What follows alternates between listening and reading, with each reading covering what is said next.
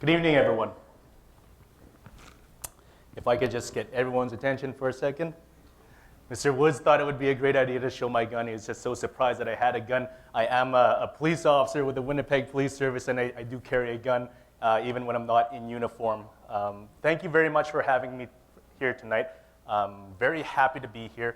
I was asked to speak about social media and online safety, and I have a presentation that we give to teachers, to EAs, to parents, and I feel it's really relevant for anyone working with kids or students in any capacity, whether they be coaches, volunteers, or parents.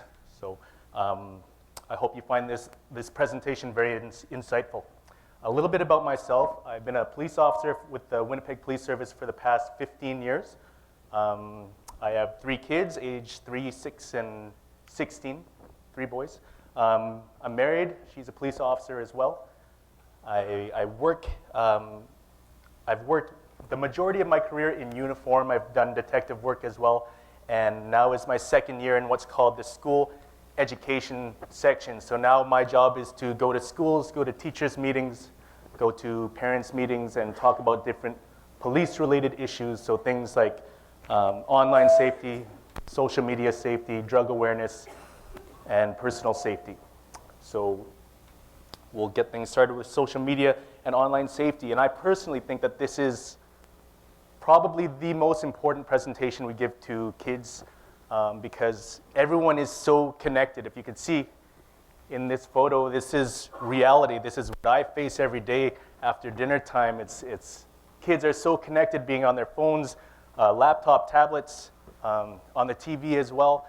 They're so immersed with technology and social media that we really have to pay attention to what they're watching and what they're viewing on their phones. So this presentation deals with some of that. An interesting article I came across while preparing this presentation was this. It's an article from the New York Times by Dr. Nicholas Kardaras. We know that those iPads, smartphones, and Xboxes are a form of digital drug. So he talks about how kids' exposure to cell phones, to tablets, acts in the same way that drugs do on an adult brain. And it causes almost like a digital addiction.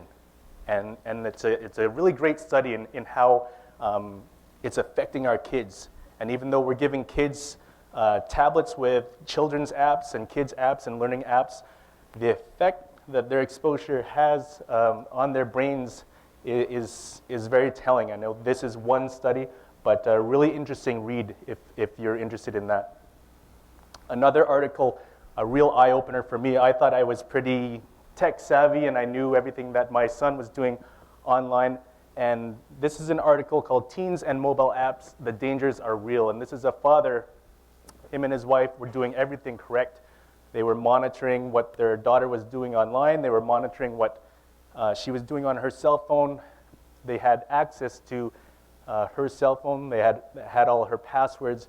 What this girl was doing was she was using what was called vault apps. And they're apps that you can hide files, apps, and videos, pictures, things that you don't want your parents or teachers or authorities to see. And this is what she was doing. She was talking to a man through Kik, the Kik app. And the parents were unaware. She got abducted and she was kidnapped for quite a few days. Luckily, she returned. She was found safe by the police. But this gentleman does talks at schools about what to be aware of when our kids have this technology. Very true slide. 80% of parents said they have no idea how to monitor their children's online activity. For the last time, will you please remove the parental lock? And I find myself with that challenge. My son, 16, I'm trying to teach him about online safety and risks with technology. He wanted a computer for Christmas, and it came in 100 pieces, and he's able to build his own computer. So he's very tech savvy, and I learned a lot of this presentation from him. I'm still trying to learn as much as I can with social media, with technology, just so I can stay on top of it. So this is a challenge that we find a lot with parents. They're too intimidated by the technology to try to learn about it. So the devices we see today do so much more than the devices that we had, at least when I was a child growing up. A laptop does the job of basically the whole office in one device. And there's a comparison made. The comparison was the technology with the Apollo 11, the rocket ship used to land the first man on the moon. They compared that technology with the technology of an iPhone 6 used to run programs like Angry Birds, and the comparison was quite interesting. One iPhone 6 could theoretically guide 120 million Apollo 11 rockets at the same time. So that's the type of technology we're dealing with. That's a type of power that we're dealing with. I have this was an old phone when I got it 2 years ago. It's a Samsung Galaxy S5. This is the type of technology I hand over to my 6-year-old when he wants to play Minecraft. Okay, so with that type of power, with that type of technology, we have to be educated about it. We have to be educated and knowledgeable about the devices that our children are using. I compare it to teaching our kids to drive a car. We're not going to hand over the keys to our car and expect our kids to know how to drive. It starts when they're very young. We have to start educating them about what they post on social media, the stuff that they download on the App Store. We have to educate them about technology and social media when they're young. Much like driving a car, we have to take time with them and teach them how to drive it properly. I talk a bit about private information versus public information with our high school kids. So private information, thoughts that you keep to yourself, information that you don't want anyone else to see, versus public information, things that everyone can see about you. And I talk to our kids about how social media, how technology is making our private information public, whether we like it or not. And we talk about how to prevent this.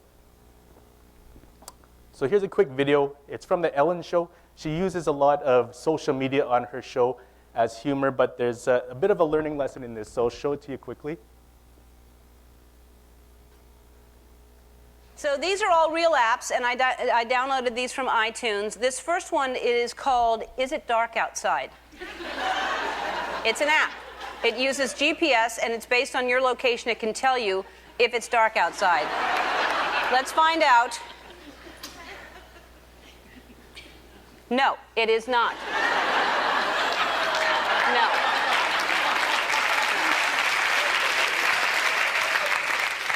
Before this, I had to call someone and ask them if it was dark. So this is really handy for me. All right, and this next one is called, these are real apps. This is called Blower. It's an app, and it turns your iPhone into a powerful fan.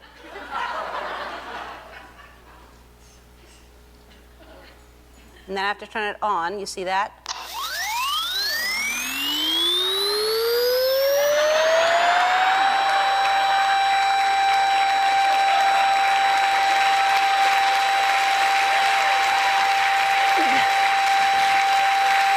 That's all it does, is make that noise. Nothing is coming out.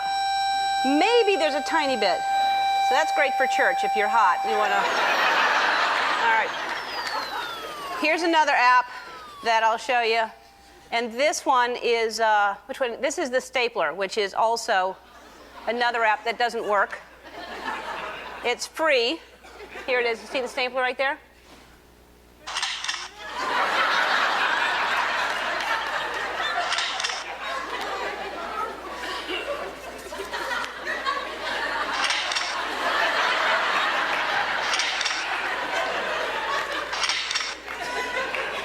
It's free, just like the office supplies I've taken from our office. All right, this next one is really great. This one is called Taxi Flasher, right here. Do you see it on there?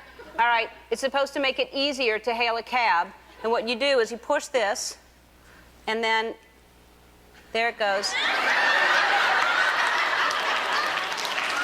There you go.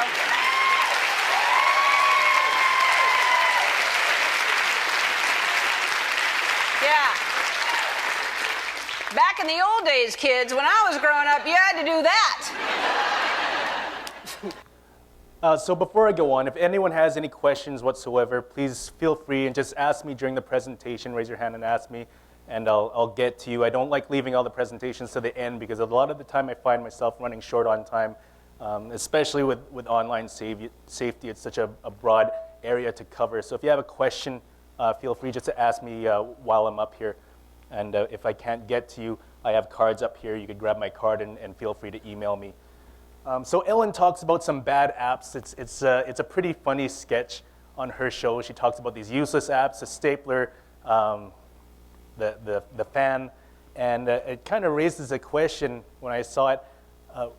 Why do they bother making these apps? These really useless apps that there's really no use for other than it's funny for about 5 seconds. And I ask kids, especially in high school, why they make these apps, and a lot of them put up their hands and they have their answers. But the reason they make these apps, these useless apps, is they're after our information. And usually when you download an app or you enter a website like this, usually ask for an email. And I tell our high school kids this, that you might think to yourself, what's the big deal? I have 5 emails. I have a Yahoo, I have a Hotmail, I have a Gmail. I have tons of emails. What's a big deal if I give one? Well, a lot of people don't think, especially students, they don't think about what other private information is attached to our email. So our first and last name, maybe our date of birth, maybe our cell phone number is attached to our email, maybe our IP address for our home computer is attached to our email. And it's this private information that these companies are after, these app developers are after to sell. Because email in the digital world is like currency. So they sell these emails to different companies, and they're selling your private information. So it kind of shows how easy it is that your private information is leaked. I got a new phone, and one of the first calls I got on it was the cruise line. You just want a cruise. You answer this 800 number, and I think, how did they get this number already? And this is how they get this number. So it just raises some awareness about how our private information is being made public so easily. So I talked to our kids and teachers a bit about social networking and how big of an activity it is. So here's a picture. This is a few years old, from 2013. The monthly users of the big 9. So Facebook is the biggest, 1.19 billion people using Facebook. Instagram has come a long way. It's become more popular than Twitter now. 150 million people using Instagram. Google Plus, 300 million. With this many people on social media, you better believe that they're going to try to take advantage of people because there's such a diverse, such a wide audience to target with different scams and viruses. And that's one of the other things I talk about in my presentation. So some tips. I like to talk to our high school kids and middle school kids about trying to be safe on social media. Make responsible decisions online. Okay, namely this, keep calm and keep your clothes on. Probably 90% of the incidents that I investigate with our schools are somehow technology related. Threatening text messages, threatening Facebook or Instagram messages, cyberbullying. So many incidents are done online, and probably the biggest one is girls taking irresponsible pictures of themselves and sending it out, and the photo getting out. And it's a really tough problem to combat, and we need to combat it with education. So I like to tell our kids and teachers about this bill, Bill C-13. Has anyone heard of this bill before? Yep. Not a whole lot of you, but a few. Okay. So this bill was introduced in March of 2015, and it made it illegal for someone to share an intimate image of somebody, against their will. So the scenario I give our high school kids is, let's say 2 grade 11 students are dating. The boyfriend asks the girlfriend for a naked picture of her. She decides to text it to him, and she tells him not to send it to anybody else. It's just for you. Sure enough, 6 months later, they break up, and to get back at her, he decides to text this photo to 5 of his friends. Those 5 friends text it to 5 of their friends, and so on. And pretty soon, the whole school has it. And I use this example because it's a true one that I was investigating. So the girl obviously feels mortified. She feels embarrassed. She goes to her teacher, tells her about the incident, who goes to the principal, who then calls the police, calls me, and we investigate. So in this matter, we would seize cell phones. We would seize the boyfriend's cell phone. We'd seize her cell phone. and we'd be able to track who sent the picture, where they sent it to. And in this case, under this bill, the boyfriend would be facing charges, criminal charges, for sending a photo. Anyone else who texted that photo, who forwarded it on, could also face charges under this bill. So before, the police hands were kind of tied. If somebody willingly sent somebody a photo and then it later got out, we had no authority to charge that person, but now we do. So I like to reinforce that to our students, our high school students. They don't want to, so they don't ruin their aspirations, their potential on having a great career over a photo they sent. Also, girls, so they think twice about sending a photo because it's so easy for it to get leaked. So here's a picture. Clearly, I've made some bad decisions. Bad decisions made online can be there forever, and that ranges from, really bad tweets to posts on Facebook that you decided to like, to ranting about the jets or the bombers, to naked photos you send out. Bad decisions made online can be there forever, and we really need to reinforce that to our kids.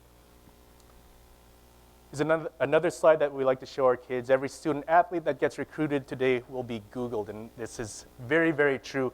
And if you're applying to any company worth its salt, they're going to Google you. They're going to do an online check. If you apply to the police, when I applied in 2001, their background check, they did a very extensive background check, but it was a lot harder to do. They had to actually physically call people, call teachers, call ex-friends, call ex-girlfriends, ask what they thought about me. Now we could pull up Instagram, your Google+, your Facebook, and see all the types of stuff you've been posting since you've been a kid, and it's very telling on the type of person you are, according to companies, what they see on your social media. So every student athlete that gets recruited today will be Googled. We reinforce this to our kids, so anyone that's good at hockey, good at basketball, good at baseball, has a potential in getting a scholarship, that university, that college, they are going to do their research on you before they invest in you. And we have to drill that into our kids' mindset so they're a little bit more careful about what they decide to post. And it's not just kids. There was an article I read about a couple of paramedics that got fired for selfies that they were taking with patients. And you'd think that an adult would know well enough not to do that, but people make mistakes and people do stupid things, and we have to keep this in mind. So number 2, stop and take a break. We physically need to stop and take a break from our phones. Kids need to stop and take a break from their phones. Here's a study that was done on CNN. Teens spend a mind-boggling 9 hours a day using media. So that's TV, that's on your phone using apps, that's on your phone using social media, listening to music. Kids nowadays, they are on their phones, they are on social media, they're on their tablets more than they sleep, more than they're in school, more than they're with their parents. So if they are exposed to this much media, we need to focus on what they are doing, what they're looking at. So one of the big rules I always tell to parents is, don't let your kids charge their phones in their bedrooms at night. So that's a simple rule that you could use to limit their access to social media, to their technology. A lot of almost all of the online things that I investigate with kids are done during night when they have access to their phones and their parents can't see what they're accessing. Okay? Very important that we tell our kids not to charge their phones beside them in their bedside, charge it in a public place. I have my kids charge their devices on our kitchen island. Just the phone constantly buzzing every time they have a notification on their social media or on a game that they're playing is just too much of a temptation for them to sleep and not grab their phone and play it. So another part of taking a break from our phone is just being aware of where we are. So there's a sign there that says, pay attention while walking. Your Facebook status update can wait. Very, very true. People don't realize how dangerous texting and walking can be, or updating your Facebook and walking can be. Our minds are distracted, our eyes are down on our phone. Sometimes kids are walking home from the bus and they have earphones on and their heads are down watching their phones. Very, very vulnerable targets to somebody looking to perform a crime. And it makes them a lot harder to cross the road safely if they're not paying attention. This app that's come out, this Pokemon Go app, is a lot of parents are asking me about. It really is a fun app. I have the app. I downloaded it to see what it's all about.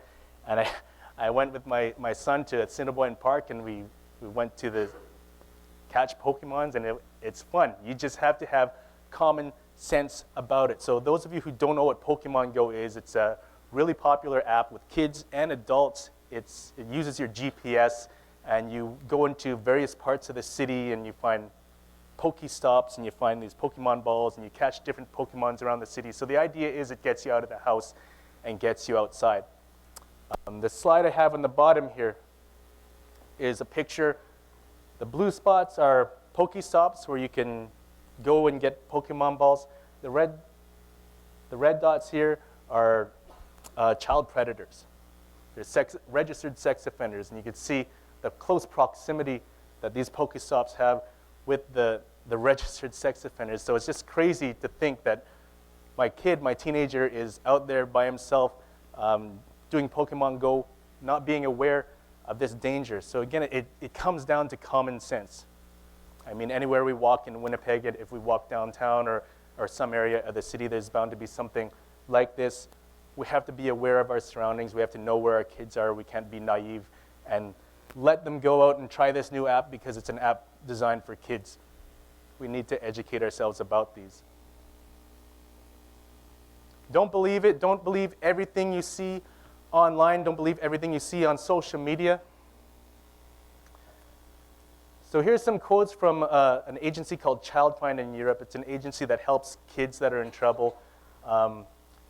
One girl writes, "I use social media sometimes, but that just makes me more depressed as I have hardly any friends online. No one likes my posts or photos." A 13-year-old writes, "I hate myself when I look at other people. When I look at other girls posting photos of themselves, it makes me feel really worthless and ugly." And this is the generation of kids we're raising. The first thing they look for when they wake up is how many people like their Instagram posts or their Facebook posts. And we're raising a generation of kids that are dependent on likes and shares and follows for them to be satisfied. And in reality, kids that aren't getting the amount of likes they want are getting depressed because they're comparing themselves with celebrities like Taylor Swift or Selena Gomez, who have millions of followers, and they're not getting as many likes as them or the popular kids in class. And we need to stop this because all those photos of those celebrities are photoshopped. They have stylists. They cannot compare themselves to those. So here's a video that pretty much sums that up.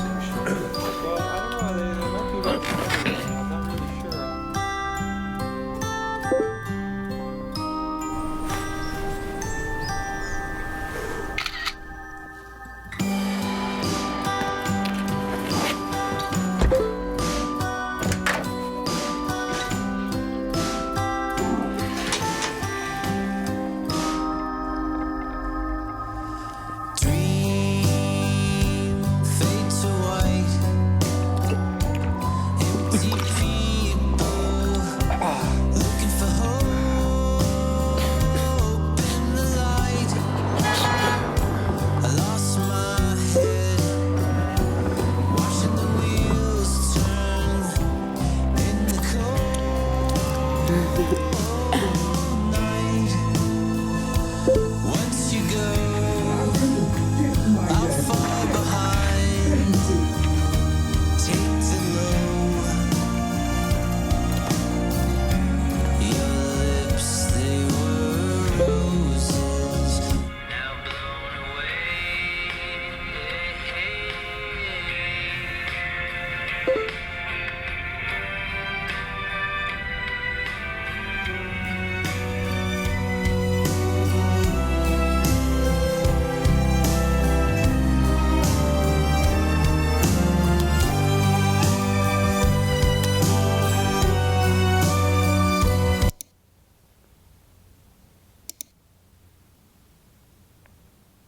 So this video sums it up because it's kind of a humorous video. He's able to make his life look very exciting, look very flashy, even when it's not. And that's the reality with social media is hardly anything is real. You can make yourself look like however you want to, whether it's true or not. And we have to tell this to our kids not to worry about social media because hardly any of it is real. So many pictures are photoshopped, so many things are embellished, and that's the reality with it. So case in point, you could be anyone you want on social media. This is a case from the United States. 13-year-old girl Casey Woody is chatting online on Facebook with 18-year-old boy David Fagan. So she thought it was an 18-year-old boy. It wasn't. It was a 47-year-old sex offender. He portrayed himself as 18. This was the picture of the boy in the football uniform was his nephew. So the information that she gave him, he was able to track her down. He eventually abducted and murdered her. As police were closing in on Mr. Fagan, he killed himself in the process. Now, we like to use this story as an example because Casey came from a small town. So danger on social media, danger online isn't restricted to your socioeconomic status or where you live. It reaches everyone. Also, her father was in law enforcement. Her father was a police officer. So you would think that she would know better. But it affects everyone. It affects a whole wide range, a whole wide spectrum of kids, of people. So this is how dangerous it can be. So other things that aren't real that was circulating on social media. So this was on Instagram and Facebook, I think a year ago. Update to iOS 7 and your phone will become waterproof. The kids get a chuckle out of this because they think to themselves, how can that be possible? It's not possible, but because people posted it on social media, people believed it, and they destroyed their phones. Another one, iWave technology. Up to the latest update, and you can charge your phone in the microwave. So 2 minutes with your oatmeal, your phone will be ready to go. So people thought it was real because it looks authentic. There's the Apple symbol in the corner, and then they ended up microwaving their phones and blowing up their phones. So all types of scams, all types of things that we think are real are not on social media.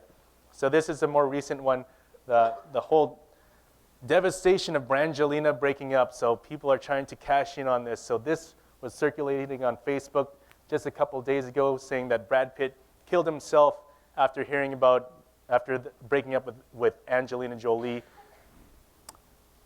So after falling for the bait, a hacker would then be able to access your personal information and potentially take over your account.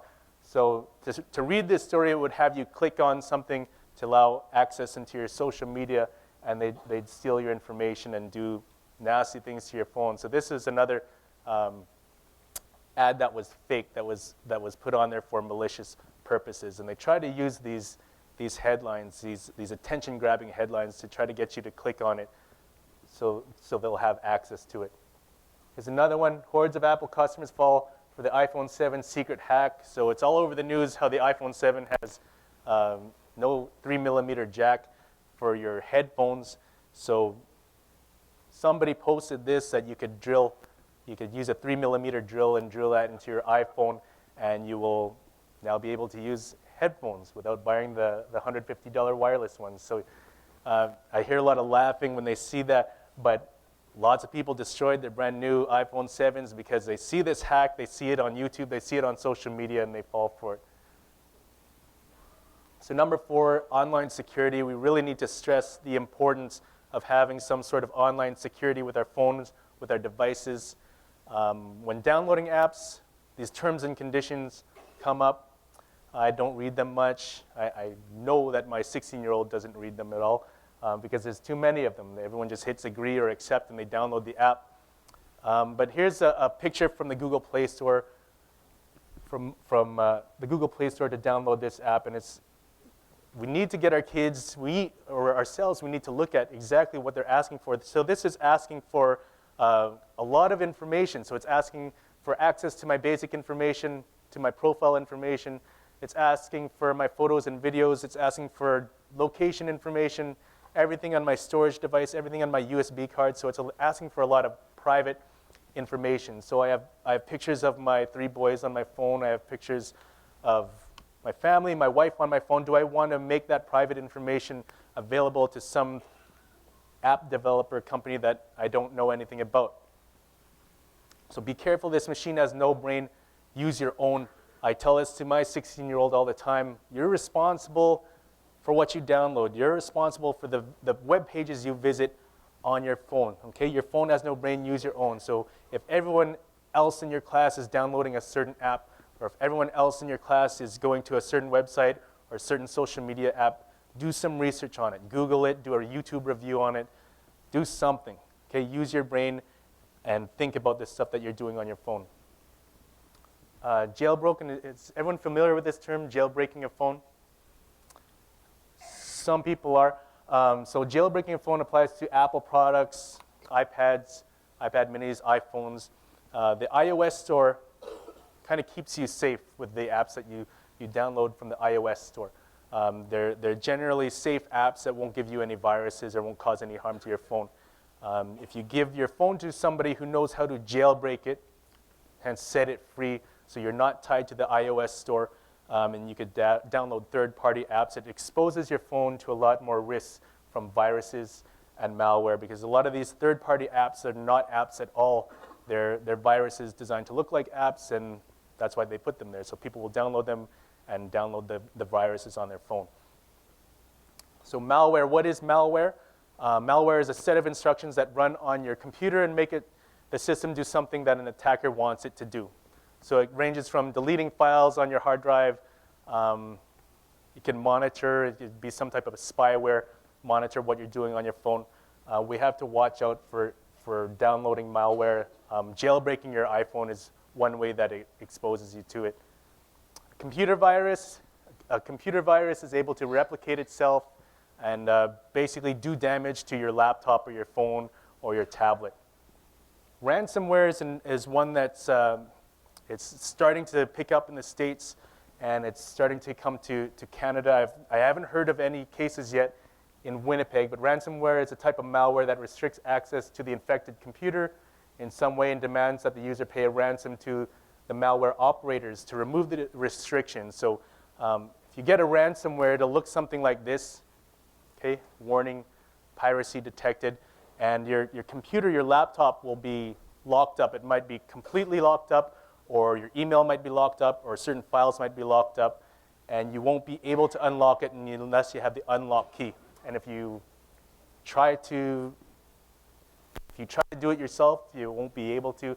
The only way you'll be able to do it is if you pay that ransom. If you deposit the funds into an anonymous account that can't be tracked, and then they may take it off or they may not. So this is another type of it's basically a type of virus that's been circulating. So how do I protect myself? Never click suspicious emails or websites. Keep software virus protection on all your devices up to date, whether it's Norton antivirus or McAfee. Back up your data regularly. I tell this to my dad all the time because he's been scammed a few times. Back your data up. Any photos that you've saved, any videos, any files that you think are important, back it up on a physical portable hard drive or on the iCloud or I'm trying to think of the online for Google, the iCloud for Google. So in the case you get some type of ransomware or some type of nasty virus on your computer, if worse comes to worse, you're able to wipe your computer and start from factory settings, start from scratch. And educate yourself on the best practices. So one way I educate myself is I type in search words on Facebook, online security, latest viruses, online safety, and it'll bring up the latest headlines, the latest stories regarding that topic up. Any questions about ransomware? A lot of times when I mention the ransomware, I have a few questions. If there's no questions, I'll go on. I know I'm running short on time. I still have a lot to cover up. If you don't get to ask a question, just email me or speak to me after. So the whole idea of password security and how important a good password is, and I like to talk to our kids about the most commonly used passwords on Facebook. So the most commonly used one is 1, 2, 3, 4, 5, 6. The second most commonly used password is 1, 2, 3, 4, 5, 6, 7, 8. Third one is QWERTY, so the row of keys on the keyboard there. So the word password. When Facebook first came up, I did use this ABC123. I didn't think anyone would crack it. But so it just goes to show how easy it is for someone to get into social media accounts. So if there's 1.19 billion people on Facebook, and if I'm a computer hacker and I'm trying to get into accounts, I just have to run one of these passwords and I'll get into thousands of accounts. So I reinforce to my kids, make sure it's a password that has letters, numbers, and symbols, and change it up every few months or so. If your password's compromised, make sure you have a different password for each account, different password for your email, your PayPal, your Kijiji account, your Facebook, because if it's compromised, they don't have access to everything. So the whole idea of a good password is good food for thought. So number 5, make your accounts private. I like to show this to high schoolers because people can find out a lot about you if your accounts aren't private. So how much can people find out about you?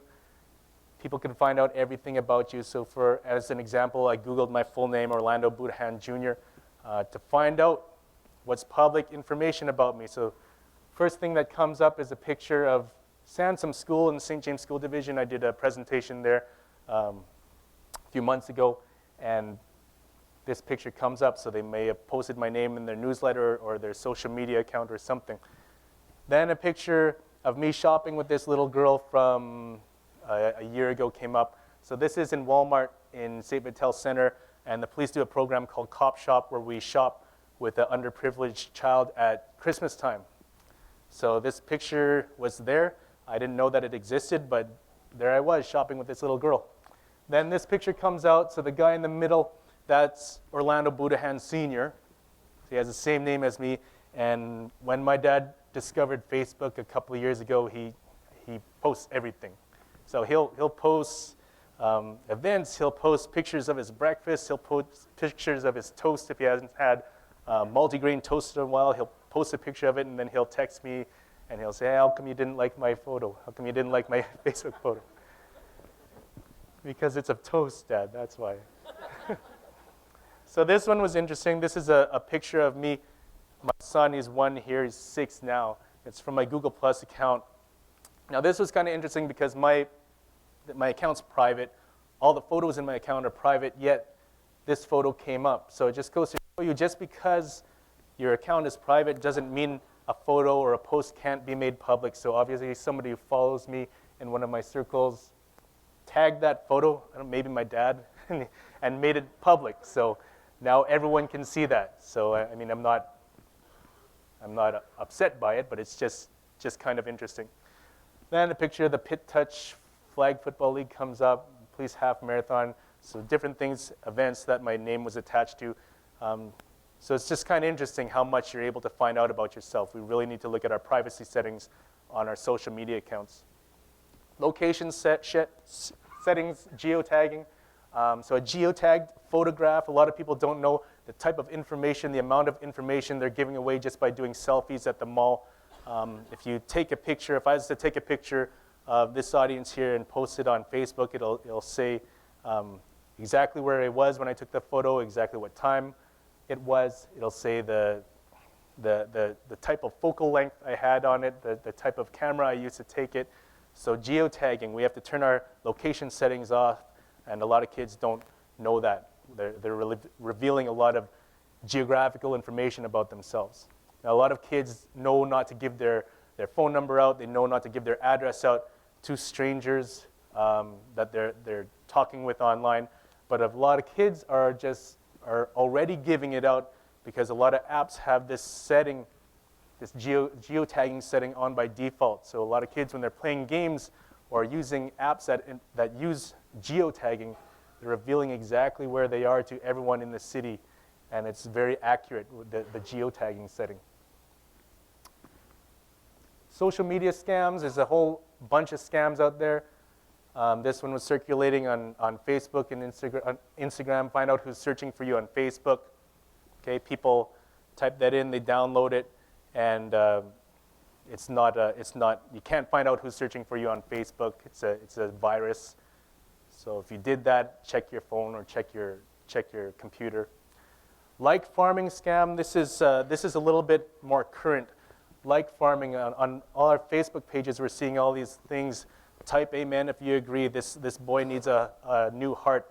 Type amen if I get 100,000 amens. We're going to get a donation from Facebook, or anything to get you to like it or to approve of it. And these are all scams. These pictures they have of suffering kids, kids suffering from cancer, they're fake. Facebook is not going to donate $1 million based on the amount of likes something gets. People do these like farming scams to get that amount of likes, and then later on when they get the amount of likes that they need, they change it. So if you look at your posts on stuff you've liked throughout the years, you may see things that you didn't know that you hit like on, because this is why. They change it to something else. And then they sell the information from the people that liked their posts to other third parties. So this is why these like farming scams are out there.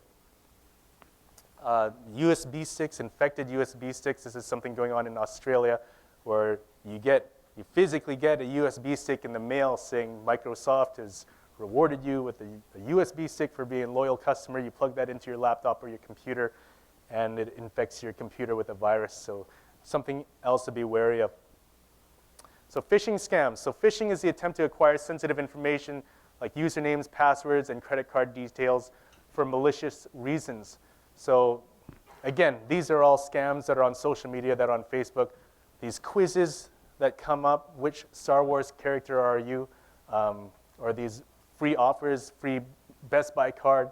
Okay, get your free $1,000 Best Buy card. Just click here and enter your information here. So sometimes it takes you to a survey. Sometimes it infects your device with a virus. But these are all examples of phishing scams, where they try to get you to click on a link that isn't what you think it is. So this Netflix one, I got this in the mail. They say there's something wrong with your Netflix account. Enter your credit card information here so that they could reactivate it. So if you enter your information, now they could take all types of funds out of your credit card. If you call Netflix, they'll say there's nothing wrong with your account. I mean, it's $12 a month. It's not that expensive. Yeah, so that's another one that's out there. So you can see a phishing scam sometimes when you look at little details. So from this Visa one, dear Visa customer. So if you have a Visa card or if you have a Visa account, they're going to address you by name, dear Mr. Buduhan. This email is to inform you of a recent update, okay? And they rush you to try to do something that they want without you thinking about it. So that they want you to confirm your account as soon as possible. So they try to get you to click on that link. If you hover your mouse over that link, a lot of the times when you hover your arrow of the mouse over that link, it'll show where it's actually taking you. And a lot of the times it's different from where it says it's going to be taking you. Other times, you'll go onto a page and it'll direct you to a Facebook page, and it'll say log into your Facebook so that you could read this story or that you could get this offer. But if you look at the top, the page it takes you to is not Facebook, it's something else. So again, it's another type of phishing scam where they have you log in your Facebook details, password information, your username information, and they steal that information. How to avoid social networking scams? Regulate your privacy settings. A lot of kids nowadays, they don't regulate their privacy settings, and anyone can view their social networking accounts and find out all types of information about them. So here's an example on Facebook. If you regulate your privacy settings, just click on it, and it'll take you through how private you want your social media account. Allow only people you know into your social network. If you have Instagram, if you have Facebook, you're going to get all types of friend requests from people you know, and a lot of the times from people you don't know. So a lot of these people that you don't know are scams. Watch what you post. So pictures of expensive cars, pictures of wealth, pictures of your brand new $700,000 house makes you more attractive to scammers because they know that you have money. Just be aware of that when you're posting that type of information and other people can see it. Avoid social networking content that asks you for personal information. So almost every social network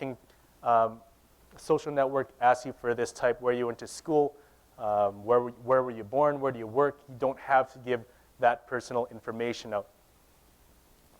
Delete links you cannot identify.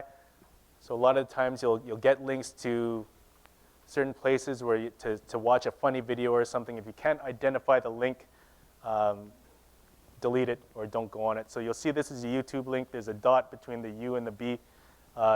May be legitimate, maybe not. So if you're not familiar with it, don't click on it. Refuse to engage in financial transactions on social networks. See a lot of this at Christmas time, people asking for charity donations on your social network. A lot of these are scams. If you're going to donate to a charity or do a financial transaction, make sure you do it directly. Visit their website directly or phone them. This is a big one. Try not to access social networking sites on public computers.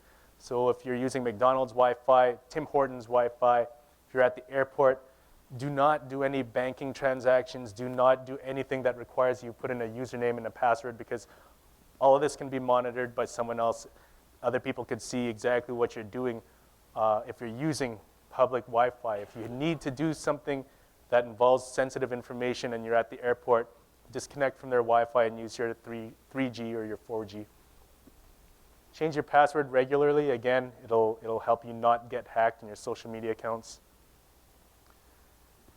Be cautious. Do not trust requests for help that come to you over social networks. So some of you may have gotten requests for donations, or another scam is they take over a friend's account, someone that you were actually friends with on Facebook, and that friend or relative asks you for money, and then if you call that person, they say they know nothing about this. So a lot of the times, someone else's account has been compromised, and they use that to try to get money from you.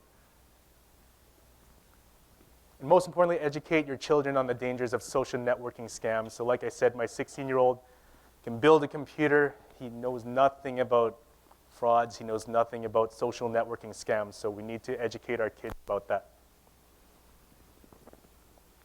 How am I for time? 5 more minutes? 10 more minutes? So potentially dangerous apps. Call them potentially dangerous because a lot of the kids that use these apps do use them responsibly, but there are some hidden dangers that we have to be aware about. So Snapchat, this is probably the most popular social media app with kids aged 13 to 17. So this is an app, it's gotten a lot better over the years because it's gotten a lot more popular. So it's the idea that if you could send somebody a picture, send somebody a message, it'll disappear within a certain amount of time. So it gives your child or your teen a false sense of security that they could send something bad because it will delete itself. Well, that person who receives it could always take a screenshot and save it, and a lot of kids are getting into trouble that way. Instagram, so this is owned by Facebook. It's an online photo sharing social networking service. So we're seeing a lot of athletes, a lot of celebrities post stuff on Instagram where it's being used in high schools. A lot is for bullying. They'll take a picture of somebody that they don't like, sometimes a friend, sometimes someone they don't like, and post it on Instagram, and the hope is to circulate that photo so it gets as many shares as possible. Kik, so this is a very dangerous app. It's a texting app for iPhone, Android, and Windows, and you could use it to send pictures, to send messages, to send videos. You can text a number of people at the same time. The anonymity factor is a danger in this app. Anyone could pretend to be a 13-year-old boy or 14-year-old girl and make a Kik account, and they could send anyone on Kik messages or pictures. So there's no blocking them. You can't make your account is public by default unless you take the steps to make it private. And a lot of kids don't realize that, and they could get pictures or photos or videos from all types of people. Yik Yak, so this is the Yik Yak account. So this is a GPS-based social media app. So what it does is anyone who is a member of Yik Yak, if I were to post comments about somebody presenting in this room, I could post comments on Yik Yak. Anyone within a 5-mile radius that has a Yik Yak account could see the posts about that person and could add to it, whether they be negative posts or positive posts. So this has become so bad in universities and schools in the United States that they geo-fenced it. They blocked it from the building so you can't access it. Periscope live streaming apps. So this is these can be very dangerous. So Periscope is a live streaming app. So if I were to take out my phone and start periscoping the audience, anyone with a Periscope account could watch it in real time. So it's a live streaming app. So here's an example of how dangerous it can be. This 11-year-old girl is using the Periscope app from her home. She doesn't know the dangers that come with it, and she's live streaming herself to everyone, and she's getting all these comments. A lot of them are really perverted comments that she doesn't really see the danger in it. And somebody sees this and took a screenshot and says, "Way to go, Periscope, you're already the creepiest thing ever." Very dangerous app that we as parents, we as coaches, we as teachers need to know about. If you have a private meeting with a student or an athlete, and they have the Periscope app on, they could secretly be recording you and streaming it live to a whole audience that you're not aware of. Periscope also shows your location by default. So if this girl is periscoping from her bedroom, she's showing exactly where she is to hundreds, thousands of strangers in whatever city she lives in. So YouNow, Meerkat, these are other live streaming apps. Omegle, this was a case from Winnipeg Police. Omegle encourages people to talk to strangers. So here's an example. It just puts you in touch with a random stranger. These are the type of people that you meet on Omegle. Okay, of course it gets very graphic. So this was a case from Winnipeg where a girl was chatting with a stranger on Omegle. The chat turned sexual, and he asked her to remove her top. She wouldn't. So he said if she didn't, he would put his cat in a plastic bag and suffocate it to death. So she doesn't know if he's serious or if he's joking, but she was scared for the cat, so she decides to do it. And then he demands more from her. The ransom comes in, and he says, "I want 3 shows from you, otherwise I'm showing this picture of you with your top off to everyone that you're friends with on Facebook and in social media." So luckily she disconnected. She told her parents, and who in turn contacted police about it. After school app, this is very similar to the Kick app. This is a lot of apps that teens are using now, the after school app. The danger in it is there's a whole lot of gossip, a whole lot of bullying going on. So you could log into this app. It uses your location, and it'll bring you to a school that's close to your location, and you can see what people are posting about other kids in that school. All sorts of bullying apps. Ask FM, where you're encouraged to ask a question anonymously. Whisper, again, you're encouraged to tell a secret to a bunch of strangers who are anonymous. And of course, they post negative comments. A lot of people post negative comments about the people in their school because of the anonymity factor. Hiding in Vault apps. So if somebody has a Vault app on their phone, they could hide pictures, they could hide apps, they could hide porn, they could hide all kinds of stuff. And it'll look like a regular calculator app. But when you enter a certain code, it will allow you access to the things that are hidden on your phone. Some of them are so secure that if you enter the wrong password, it takes a front-facing picture on whoever is trying to access it and sends that picture via email to whoever owns that app. So again, technology is making stuff very hard for us to, as parents and as law enforcement and as educators and coaches, to crack sometimes. And some other ones, Omegle, Chat Roulette, very similar to Omegle. It just puts you in touch with a random stranger. Tinder, kids shouldn't be using.